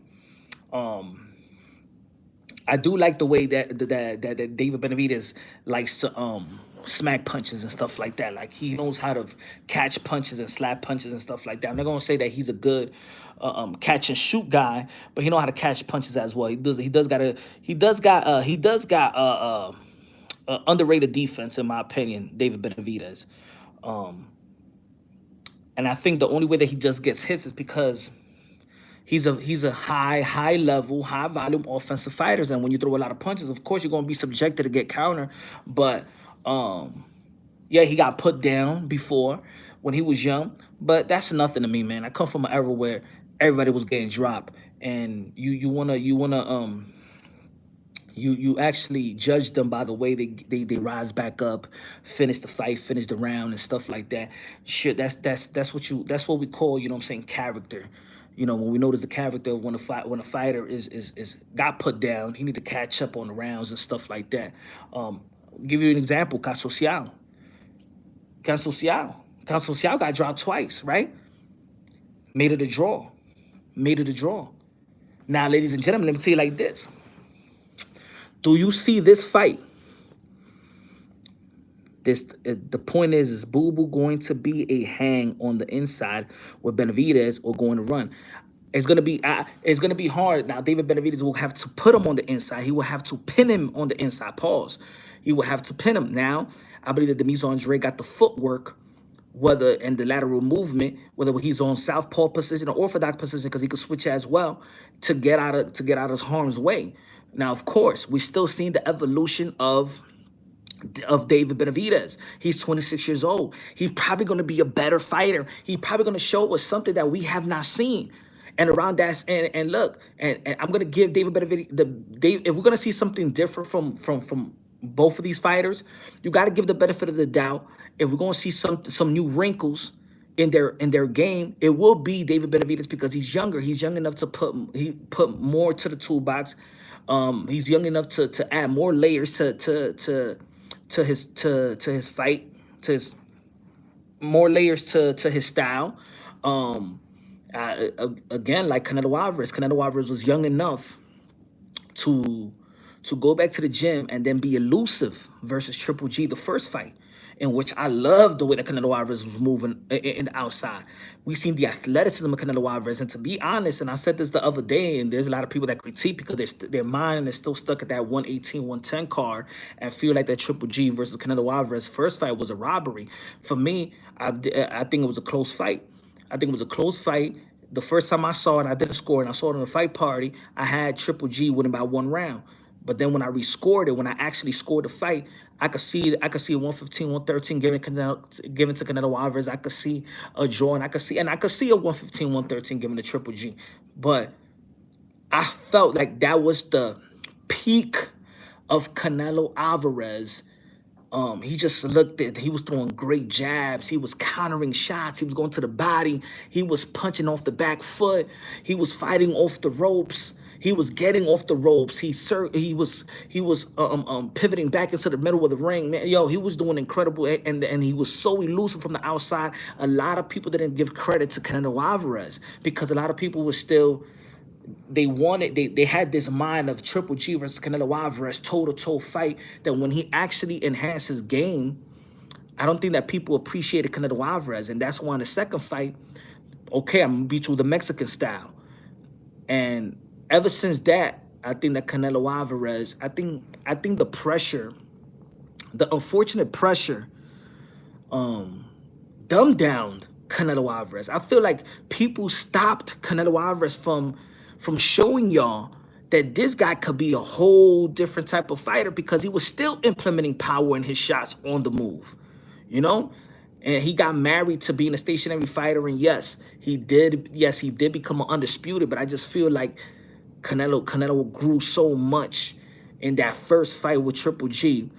That was my favorite Canelo Alvarez, because I felt like he fought on the pocket. He was effective on the outside.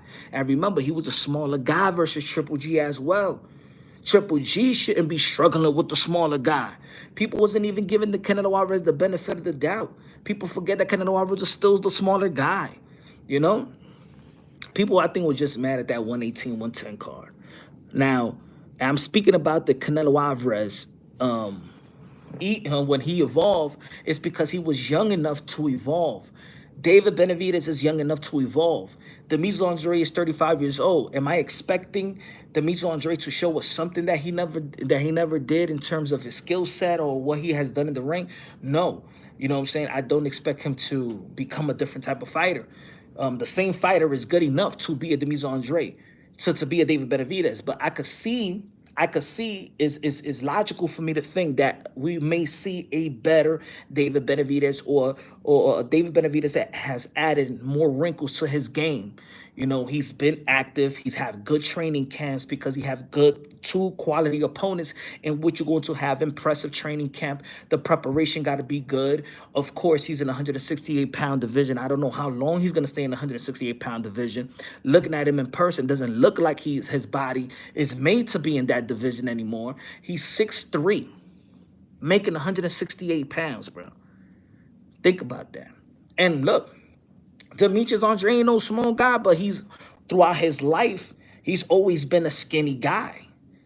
Canelo, David Benavidez has been a fat guy. Forget about a big guy.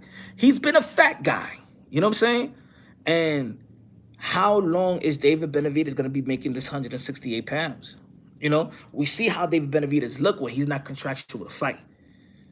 I know David Benavidez, and it's good that he does his mini camp, because he needs to do mini camps to get down to a level until he could go to camp and just focus on the game plan and being sharp, and just go to training camp thinking about the skills. There's a lot of people that go to training camp and do fat camp.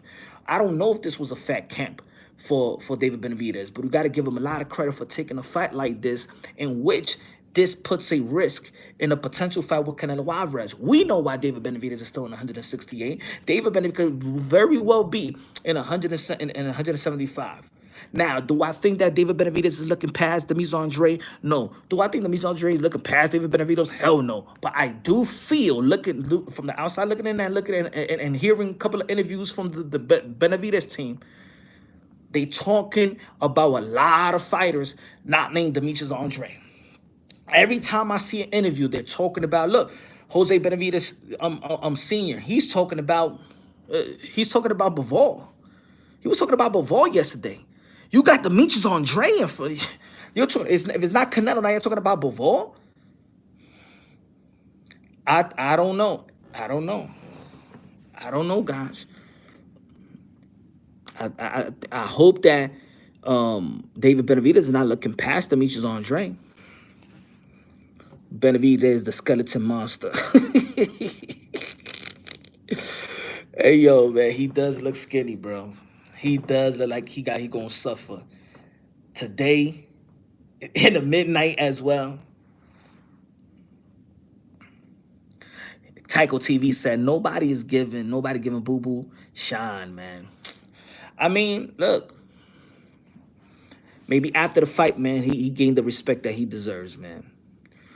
All we gotta do, man, is put up a great fight. Shadow Ghost in the building. What's good, Shadow Ghost? Step aside, Pat. Both gravel fights. His fights with Ronald Ellis. Damn, I can't see it. Oh, man. Live chat. Hold on. Argulo, all were late rounds. When the fight was stopped, he did show good stamina. No, yeah, David Benavidez have shown good stamina, and I believe Demetrius Andrade have shown good stamina. Now, if people say now it's not about the stamina, Demetrius Andrade always had the stamina. Now, if people say, does Demetrius Andrade has punch resistance in the later rounds? Okay, now that could be in question, but stamina when he's moving around in boxing.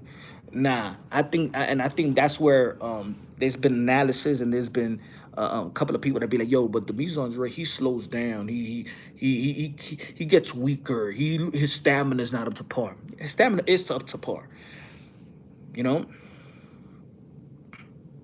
Shadow Ghost said, I think Boo Boo's gonna surprise a lot of people. Michael in the building says, salute, punch, happy Thanksgiving to you, my brother. The Urge in the building. What's good, The Urge? That's what it is. You know, he's not gonna get right now. He's not gonna get the proper due, because every time we talk about his skills, somebody gonna be like, but who did he beat?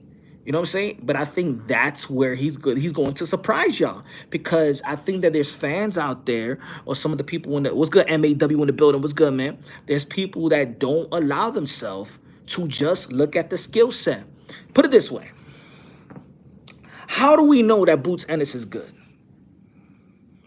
How do we know that he's good? How do we know that Virgil Ortiz is good? How do we know that? We could still say that Virgil Ortiz is nice. We could still look at Virgil Ortiz and be like, you know what, man, he could compete with Bud Crawford.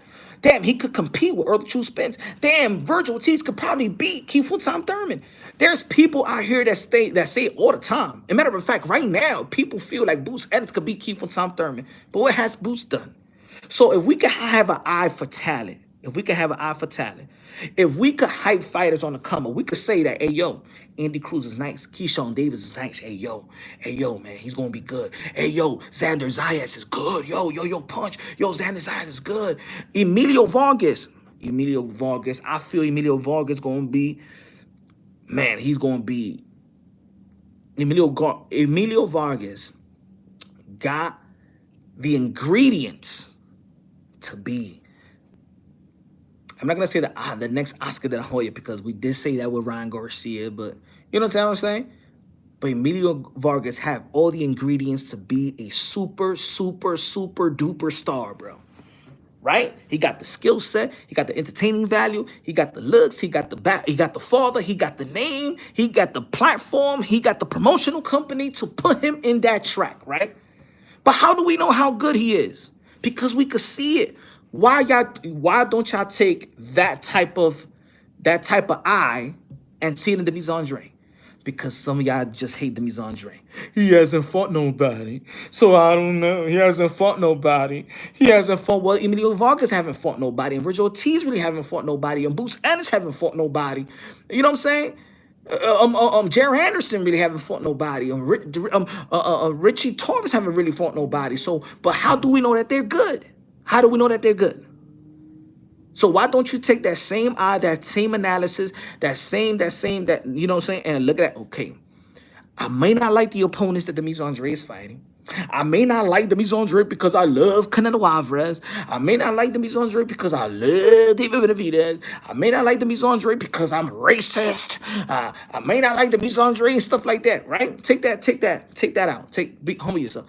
Look at the skill set, and this is why most of the people in the sport of boxing, whether it's trainers and most of the fighters, are saying this is a hard fight for David Benavidez. It's a tricky fight. It's a 50-50 fight. If the people that you respect is saying, tell me a person that be like, nah, he's going to knock Demetrius Andrade. Tell me a boxing head, a trainer, a fighter that says, nah, David Benavidez is going to, man, he going to kill, man. That's an easy fight. Going to knock him out in probably in the fifth round. If he's that garbage, if he hasn't fought nobody, why is this a 50-50 fight? Why? Why is it a close fight? Why Canelo Alvarez saying it's a 50-50 fight? Why people that got the minds are saying that this is a hard fight for David Benavidez and Demetrius Andrade? Why? But Demetrius Andrade hasn't fought nobody. His resume is not up to par. He hasn't exceeded and has not matched the expectations. You say he hasn't fought nobody. Who Jason Quigley? Who Liam Williams? Who the African? Who? So why is this a close fight? Why? Because of the skills. Ladies and gentlemen, a fighter, you don't have to be a fan of a fighter to, you know what I'm saying? Don't dumb yourself down, guys. Don't devalue your intellect. You're just doing a disservice to yourself. Look, I said it before and I say it again. Devin Haney is a wonderful boxer. I think 25 years old. He's a good boxer. He got the winning style. He knows how to win. He's dedicated to his craft. He stays in the gym. But Devin Haney's style is not my style. But I'm not going to call him a loser. I ain't going to say that he ain't shit. I'm going to say that I just don't like his style. I prefer a style like Tio. I prefer a style like Tank. I prefer a style like Ryan. I actually like this. I'm still a fan of Shakur Stevenson because I just felt like that's more of a hiccup. I seen what he did in his 4 previous fight. I'm not going to take what he did to Heron away. I'm not going to take what he did to Oscar Valdez away. I'm not going to take what he did to Concepcion Yoshino the other day, those other fights. Okay, this fight with Eduardo Santos was pure boring, but that's not that's not a pattern of Shakur Stevenson in his last 4 fights. You know what I'm saying? So right now, yeah, he's boring now because of the Eduardo Santos. But to me, in my opinion, he's not a boring fighter. Not to me. The Nakatilia fight was boring, and then he apologized, and then 4 fights, championship fights, fights that mattered. Fights that mattered. Championship fights, unification bout. The man entertained. The man entertained, guys. Stop being a slave to the moment. You don't got to be a slave to the moment. That don't have to be your favorite fighter. But you got to put respect on their name. You got to eye for talent. Now think about it. You, okay. Let's really talk. Let's see if you will humble your mind. If you think Demetrius Andrade is not all of that, hasn't fought nobody, you know what I'm saying? If he hasn't fought nobody, it's worthless to even look at film study, right? Now you're David Benavidez trainer. You're David Benavidez trainer. Because that's why you gotta analyze fight. Right? When you pick the fights, you gotta do your studies, right? We do film study. Guess what? Trainers does film study as well, correct? Trainers do their film study, right? Okay. You're the trainer of David Benavidez. And I'm talking about you guys, the one that be like, Demetrius Andrade ain't fight nobody. He ain't shit. He hasn't proved anything. He hasn't this. Okay, you're the trainer of David Benavidez. How you beat Demetrius Andrade? You're gonna be like, don't worry, David. He ain't shit. He hasn't fought nobody. He got nothing for you. He never fought on this level. Let's go. Let's just do what you could do. Let's just work out and stuff like that. You don't even gotta be in 100% to beat this guy that never fought nobody, never did nothing, right? That's how you're gonna go about that fight. That's how you're gonna go about training your fighter, David Benavidez, because Demetrius Andrade hasn't been no guy. He hasn't done nothing.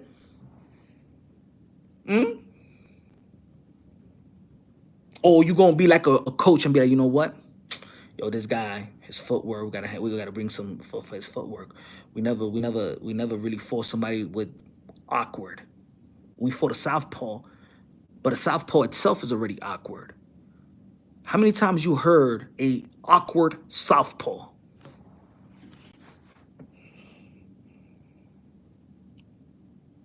How many times you heard an awkward southpaw? Because a southpaw is already awkward in itself. But an awkward southpaw, dudes that throw from different angles, you can't see where the punch is coming from. And Demetrius Andrade don't fight standing up. Demetrius Andrade will bend down the waist, bend down your waist, will throw a shot here that you don't see, comes back,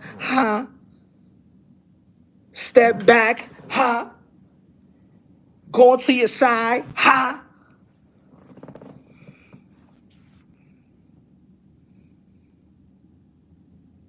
He said Andrade doesn't even have good footwork. Don't dumb down yourself.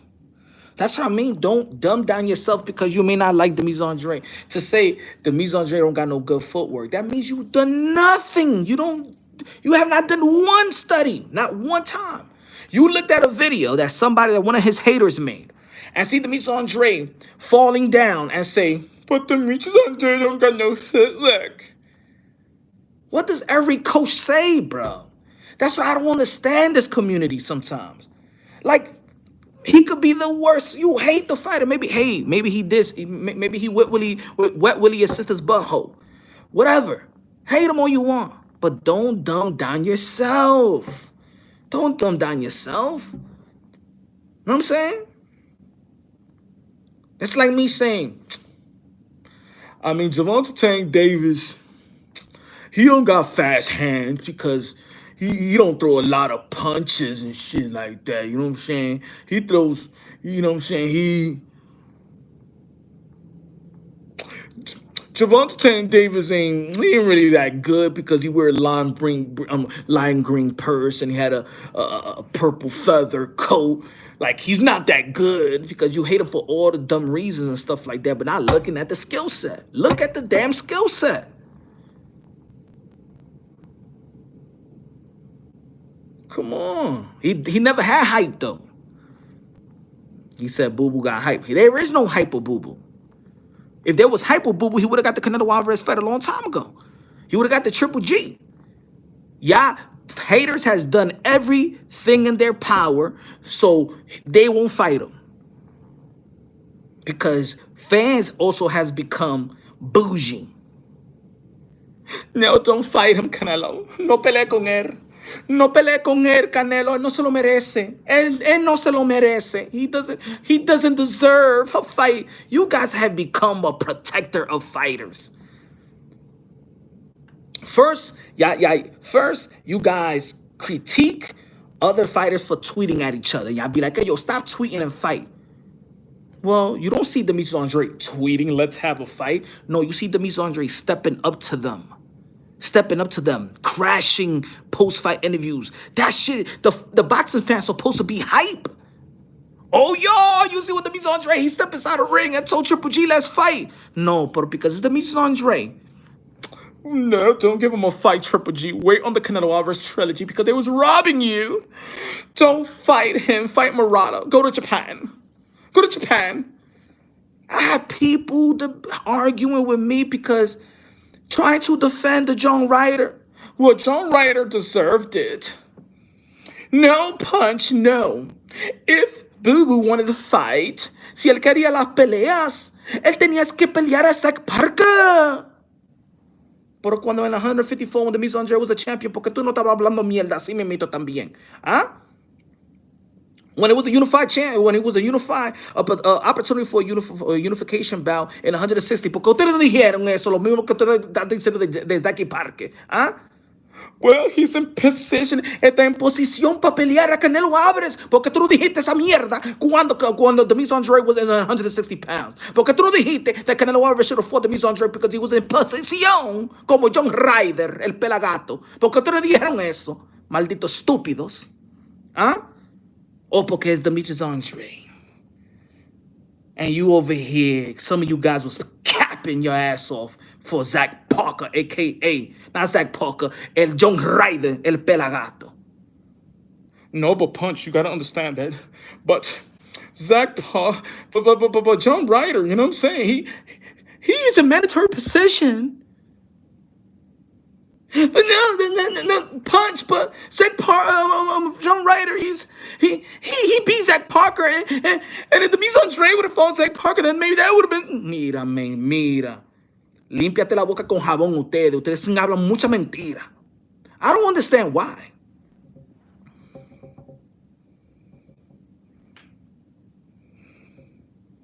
Think it was too good. Also, y'all wanted Demetrius Andrade and Murata. I didn't want Demetrius Andrade and Triple G. When Triple G shook his hand. But I tell you this, though. If it's Canelo Alvarez that was moving like Demetrius Andrade and say, mira, goes and crash. Go and crash the post-fight interview with Triple G. If it was Canelo Alvarez, mira, yo sé como los mexicanos son. If it was Canelo Alvarez, I'd be like, yo, Canelo Alvarez tiene un grano así mimito. Si era Canelo Alvarez. If it was Canelo Alvarez that was crashing. If it was Canelo Alvarez that would have gone to Jamar Charlo and crashed his post-fight interview. Mira, maldito cocolo feo. Vamos pelear. Oh, y'all motherfuckers will be hyped. Y'all be like, that's the way that people go. That's the way that you should go. You know what I'm saying? And ask for a fight. Not Twitter like this, like other fighters. If Canelo Alvarez was doing that, mira, ese le mata tan ahí mimito. If Canelo Alvarez was doing that, all y'all motherfuckers would love that shit. What Canelo Alvarez doing? All of y'all would have loved it. But the Demetrius Andrade does it. Y usted no le dan crédito. Usted dicen, he only want payday. He only want payday. Security. Bye. Shoot.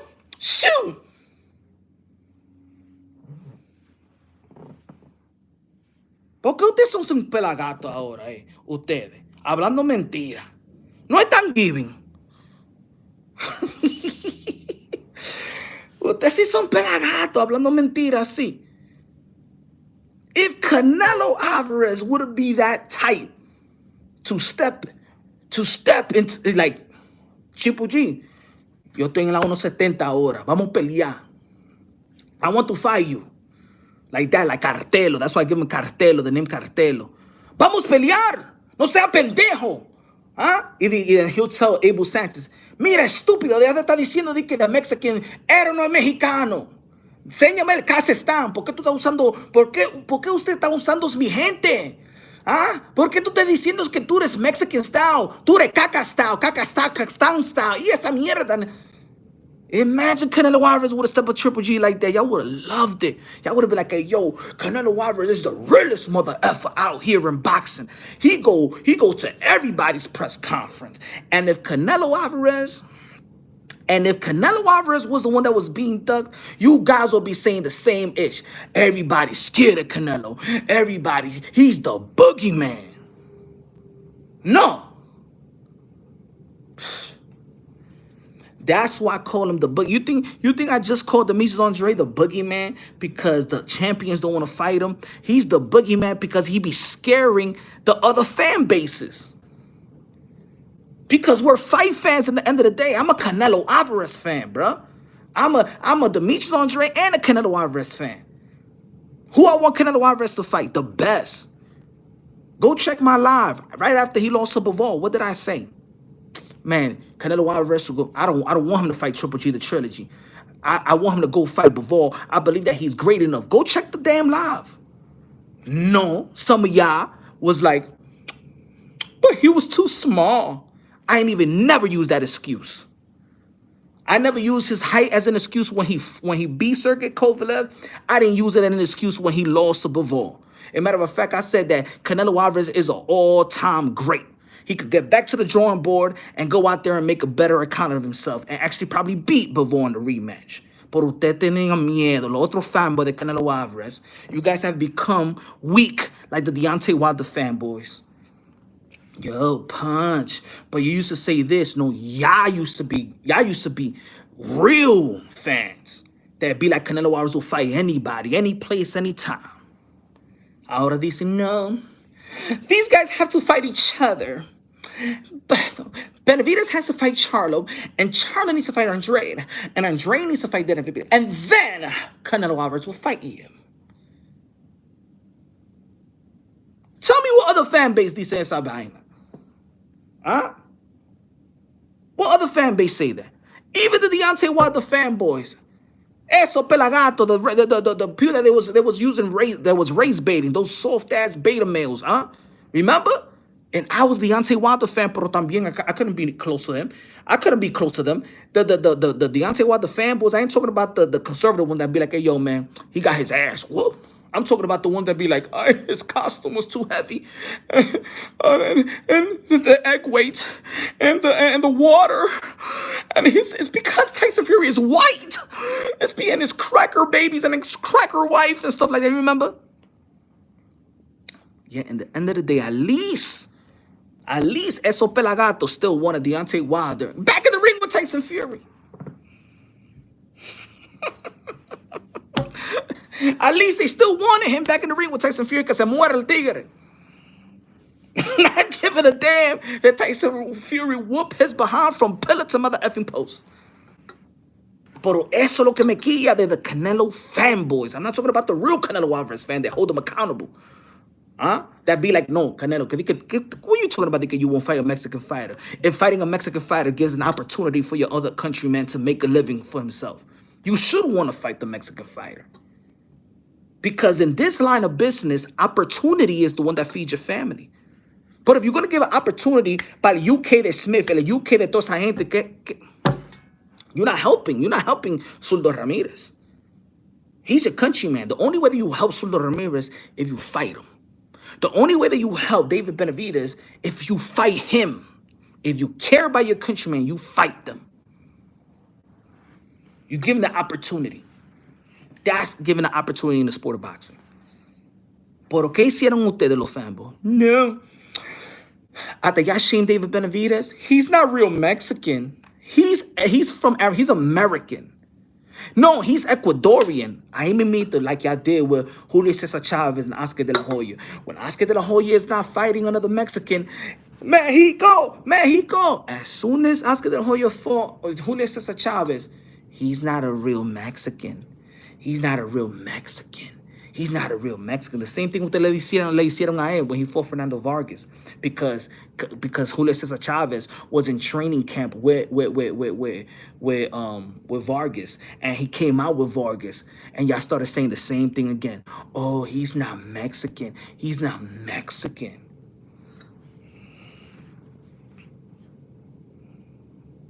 Vamos a hablar de verdad ahora ustedes.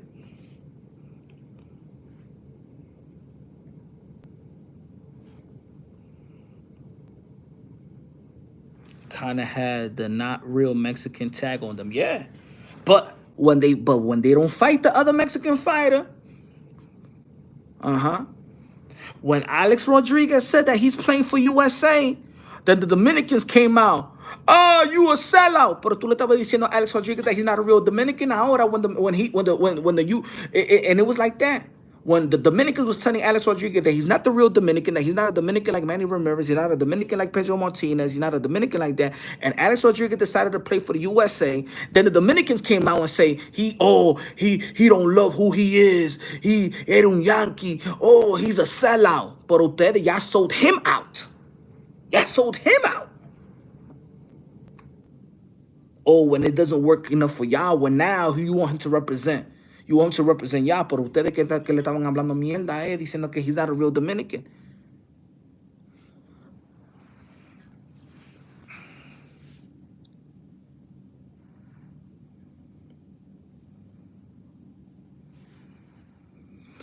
Demetrius Boo Boo Andrade versus Canelo Alvarez, 5 de Mayo, 2024.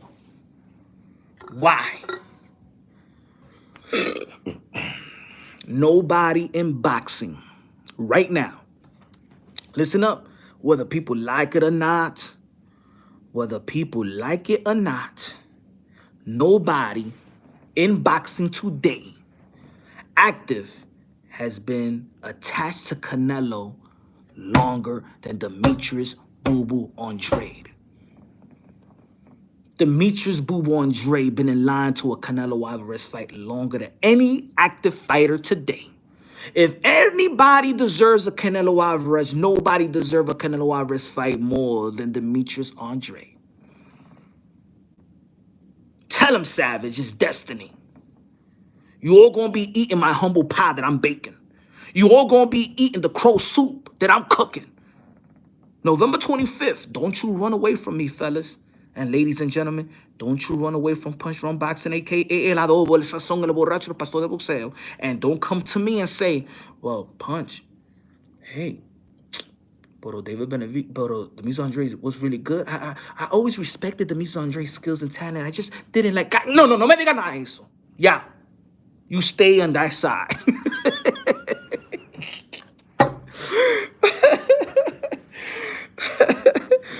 You stay put. Hey, yo, smash the like button. Y la ofrenda que estamos trabajando en Thanksgiving. Y el Thanksgiving aquí. Y el Thanksgiving. Y la ofrenda. ¿Qué está pasando con ustedes? No hay Thanksgiving. Tú ponte tronque que te estoy trabajando aquí. Dejé la familia. Miren que yo estoy en Las Vegas. Dejé la familia. Y ustedes no van a dar nada. ¿Y la ofrenda dónde está?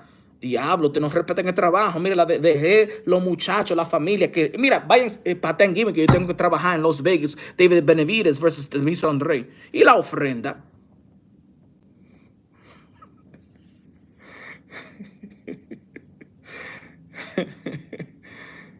Dame ver la ofrenda. Shout out to la people que dio ofrenda. Randy, Jackie Hernandez, Rider of the Storm, the boxing fan. Oh, my fault, the boxing fan. I didn't even see it. Better. The boxing fan, my fault. See, the thing is, I don't see everything because of this setup. The boxing fan. I think that Munguia Canelo rumors, what about you? I think it's real.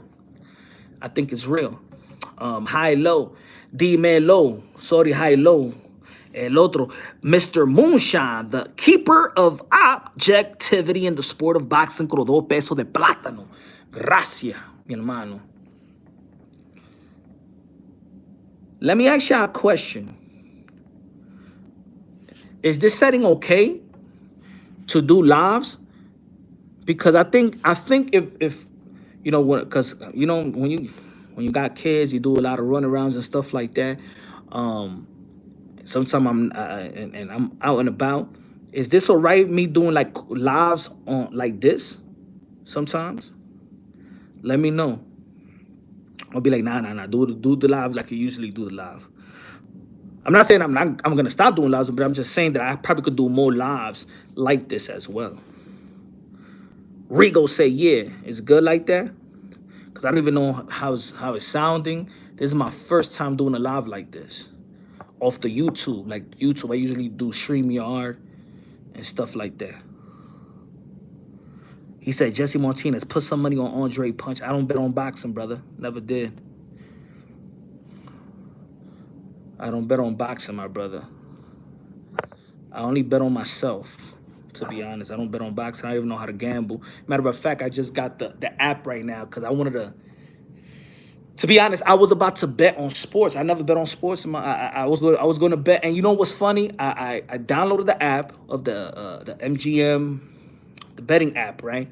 And that's why I never talk about betting like other channels. I don't even know how to bet, to be honest. I don't know the minuses, the plus. I'm learning that ish now because I just got the app, and and I was going to bet on Phoenix to beat Golden State, and I was going to bet on was it? I was going to bet on Celtics to beat to beat Milwaukee in basketball. I was going to do that bet. Y yo me quedé allá en the lobby bebiendo.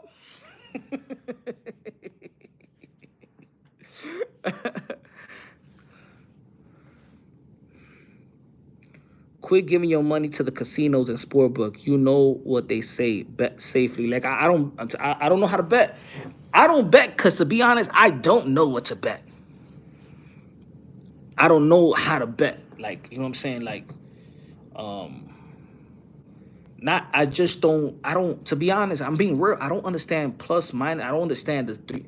You know, I understand who's the favorite, who's the underdog, but I don't understand how they indicate that, and I don't that parlay talk for me. To be honest, that's like another language to me. I never dialed in into betting. I never was a betting man like that. Out of parlay, I'm learning it now because I got the app, so it's saying parlay and straight, and still I don't know what the hell is that. Like I was searching, man. I just want to bet this one game. I don't want to bet on, and dame seguir bebiendo. You know, some things in life, there's just certain things in life that it just doesn't register. You know what I'm saying? No, que yo no soy estúpido, but it's just certain things, and probably it's good that it doesn't register for me, because maybe I could get addicted to that, and maybe that's why I've been like that. It's like I'm not getting, I'm not. It doesn't como no, it like it doesn't give me any like I've seen like my boys, they be betting and they don't know nothing about certain sports. Like my boys don't even follow baseball, right? But all of these guys be betting on baseball, and I'm like, how you betting? You how you bet on something that you don't even know? I think that probably betting makes them a fan or makes them watch. You know what I'm saying? Maybe that's I don't know. Let's go, Scott. Let's go, Scott. He said, what's good, Punch? Let's go. Boo boo, let's go. Parlay is a combination of bets, and if you get them all, the bag is bigger. I like 6, 6, 9. I'm gonna learn it. Matter of fact, when I leave the live, I'm gonna be looking at and I'm gonna like set it up like matter of fact, I set it up like I picked it, and then I put the deposit right. I put it like where I could bet. Like I left $200 so I could just bet like that. But todavía I haven't even done it. Como I don't know. I'm gonna learn today though. But to be honest, I'm not a betting guy though. Imagine if put it this way. I know one of my boys. You know he went to gambling rehab. He went to gambling rehab. Yo, one of my boys, he lost his business. He lost his business. He lost his wife. Um, he lost his business he had. Um, he was gambling so much, and he was on gambling I say, and I laugh when I say, yo, I'm in gambling rehab. I'm like, what? Gambling rehab? Man, motherfucker, I heard Tiger Woods wants sex rehab. Sex rehab? I don't want no sex rehab. What the fuck is sex rehab? He's in gambling. He had gambling rehab. I said, oh shit, he had a gambling problem.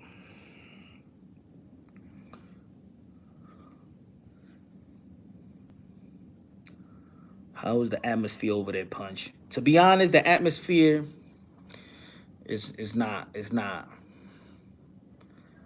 It's very gambling is addictive. I could see, especially you won. You know what I'm saying? Maybe, you know, let's say I don't win I don't even win a scratch. I play the scratch. Me dicen un peso y esa vaina. I think I think you get addicted to something when it works, right? The people that got addicted to gambling is because they probably won good or enough times to be addicted, because nobody wants to be addicted to losing. So I'm gonna give you an example. If I bet for the first time, if I bet and I bet $200 and I lose, I never want to bet again. The introduction of being addicted to betting, you gotta win. Cause I'm not gonna bet if I lose. Okay, I lose a little bit. Ooh, I win big. Ooh, I win, and then I lose. Oh, but I want a big. See, I want that. I know that I could win again. But even in scratch games, no gano nada, yo. I used to play the scratch game. You know when you say